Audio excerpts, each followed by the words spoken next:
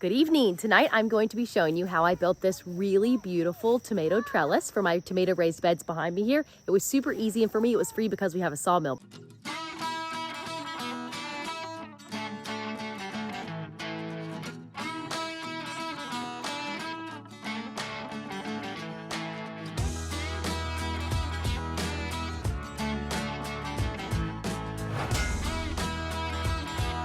This right here is everything that you're going to need for this project. You're going to need 2 boards that are 1 inch by 1.5 inch, 2 feet long. 2 boards, 1.5 inch by 1 inch, 8 feet long. And 4 boards that are 1 by 2s that are 6 feet long. Some twine, I'm using recycled hay bale twine. Some form of saw to cut your wood, and this screw gun. And this right here is exactly why you need some form of trellising system for your tomatoes, because as you can tell, mine have already fallen over. So I should have done this a few weeks ago, but the trellising system will keep our tomatoes upright like they're supposed to be, instead of laying down like they all are. Okay, so here you have it. This is the first one that I built, and I have 2 more raised beds here, so I'm gonna build 2 more. And I love how this turned out. It's really simple, but it's really cute and very practical. Now for dimensions. The height of my posts is 6 feet, and the length of our beds is 8 feet, and the width is 2 feet. So of course the top, you've got 8 feet, and then you've got 2 feet here. Now I'll just show you how I attached them. Very simple.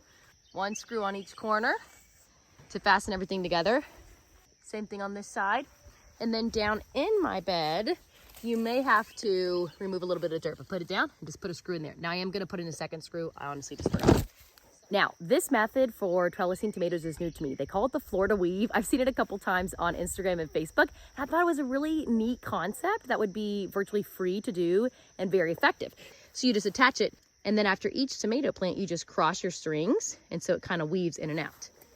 So I'll show you down here. It goes around my first tomato plant, and then you can see right here where that string is crossed. See that? And then you go around the next one, same thing, and then you cross the string. And then as the tomato plants get taller, you just add another string and go across. Now this fence post right here is what I've seen people online using for this Florida weave, because it has these notches that you can put your twine around. But I wanted something a little bit more fancy, which is why I made whatever the heck this little wood contraption is. I will say the only part of building this was the fact that our ground is not level. But I wanted the top of this to be level. So once I got my posts in, I had to prop this one up a little bit before I put the screw in. That way the top was level. So I'm gonna go ahead and make my next one. So I'll take a time lapse of me doing that. Also ignore the buckets. You do not need the buckets of water for this, but that's how I'm keeping my 2-year-old content and busy while I'm doing this.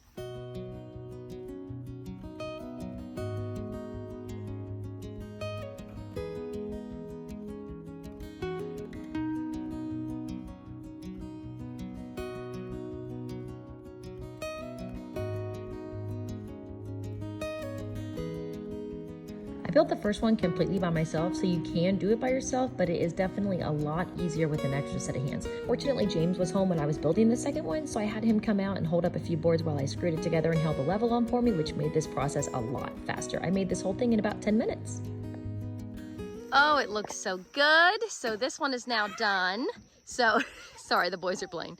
But anyway, so now what I'm gonna do is measure and mark every foot, and that's where I'm gonna put screws on each side to attach our twine.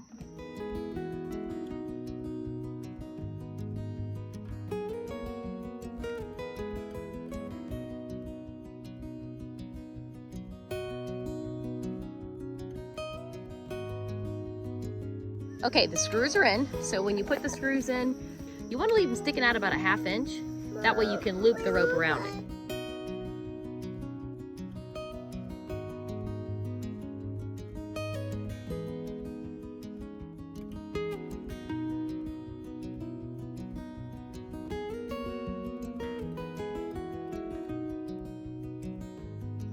And there we have it.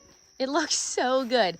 Now these tomato plants aren't near as big as these, so they don't need the second string there yet. But I went ahead and just put it on, and all you have to do is just twist it around itself a couple times so that you have those twists so that the tomato plant can go in between each one.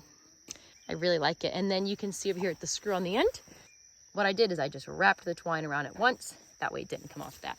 And it works really well. Also, just a friendly reminder when you're pruning your tomatoes, be careful with them because I snapped that one off.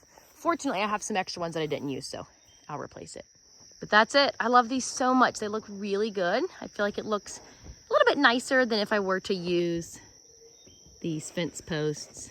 here in the garden. Plus the fence post costs money. The cedar for us is free because we have the sawmill. And cedar's naturally rot resistant wood, so it will last for a really long time. Okay, I'm gonna finish this last one and I'll show you what it looks like with them all done. And here we are exactly a month later. This system has worked perfectly. Now, if you look at all of the trellises that I made, they're not perfect, but it's perfect for what we need them for, which is holding up my tomatoes as they grow. These are all interdeterminate types of tomatoes, so they're gonna grow and grow and grow until the first frost. These are 6 feet high and they will easily extend all the way up past that. But this is how big they are so far. And look under here, we're gonna be getting our first ripe tomatoes off here in probably 2 days. But I love this system. It's really easy and it works. As the tomatoes grow, you just add a layer of string and you just kind of weave in and out of all of them to hold it up, and it works perfectly. And I got enough screws for one more row of strings here, and then once it reaches that height, it'll be at the top. I just love it. It looks so good.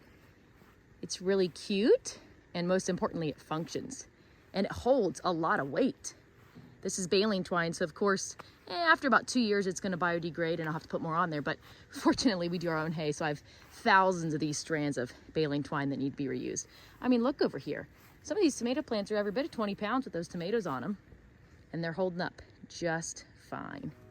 And that's it for this video. I love the way that this turned out. If you have any questions, let us know. Otherwise, have a great day and happy gardening.